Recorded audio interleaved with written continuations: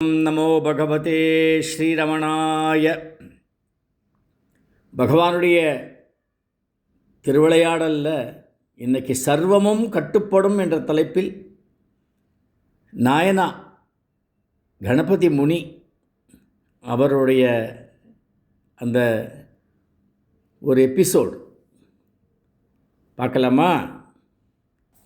ரங்கசாமி ஐயங்கார் அப்படின்னு ஒரு பக்தர், அவருக்கு பகவான் எப்போத்தாலும் விபூதியே இட்டுக்கிறாரு. அவர் இந்த ஐயங்கார்கள்லாம் விட்டுக்கிற மாதிரி ஒரு நாமம் போட்டுட்டா நல்லா இருக்குமே அப்படின்னு ஒரு அபிலாஷை. அதாவது என் குழந்தை சின்ன பொண்ணாக இருக்கும் பொழுது அதுக்கு தலை பின்னி விடுவா இல்லையா? அப்போ அது என்ன பண்ணும், அப்பா இங்கே வா உனக்கு தலை பின்னுறேன் அப்படின்னும். சரி, நானும் போய் உட்காந்துப்பேன். உட்காண்ட உடனே அது இந்த சீப்பால் என் தலையை இப்படி மேல் பக்கமாக வரும், ஒரு குடுமி மாரி வரும். அதை மேலே வச்சுண்டு அந்த சீப்பை அவள் அம்மா எப்படி வச்சு போடா அது மாதிரி இந்த இடத்துல வச்சுக்கும். வச்சுட்டு ரிப்பனை வாயில் வச்சுண்டு அதை அப்படியே ஒரு இது பண்ணி எடுத்து அதை ஒரு முடிச்சு போட்டு அதெல்லாம் இறுக்கி அது ஒரு குடுமியை போட்டு ரிப்பனை வச்சு அதில் ஒரு பூவை வச்சு அதுக்கப்புறம் ஒரு பொட்டு வச்சு கண்ணில் மை இட்டுக்கிறியா, கண்ணாடி போட்டு கேட்டா கண்ணு, அப்பா அது எப்படிடா எடுத்துக்கிறது?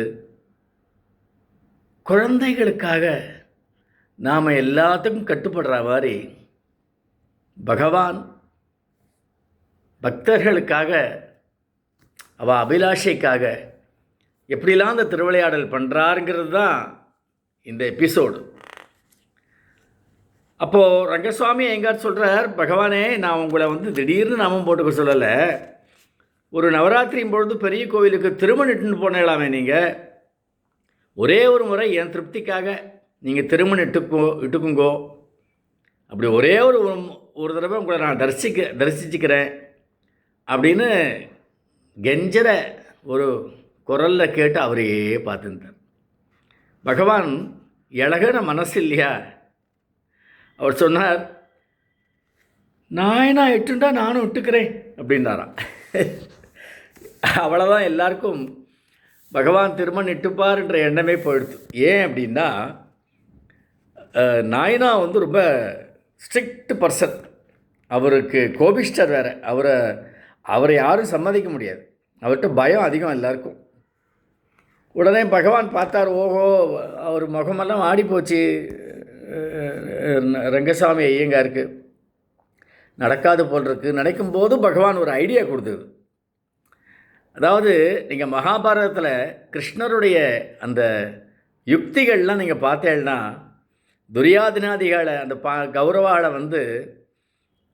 எப்படி மடக்கிறது, ஏன்னா அவள் சூதில் இருக்கிறதுனால இவாளும் கிருஷ்ணரும் சூது காமிச்சு மடக்குவார், ட்ரிக் பண்ணுவார். அது மாதிரி நீங்கள் ஒன்று பண்ணுங்கோ, நாயனா சாப்பிட வரும்போது அவர் இலைக்கு பக்கத்தில் ஒரு நாமக்கட்டியும் திரிசூரணமும் வைங்கோ, அவர் இட்டுட்டா நானும் இட்டுக்கிறேன் அப்படின்ட்டாராம். சொல்லிவிட்டு ஒரு குறும்பு புன்னகை.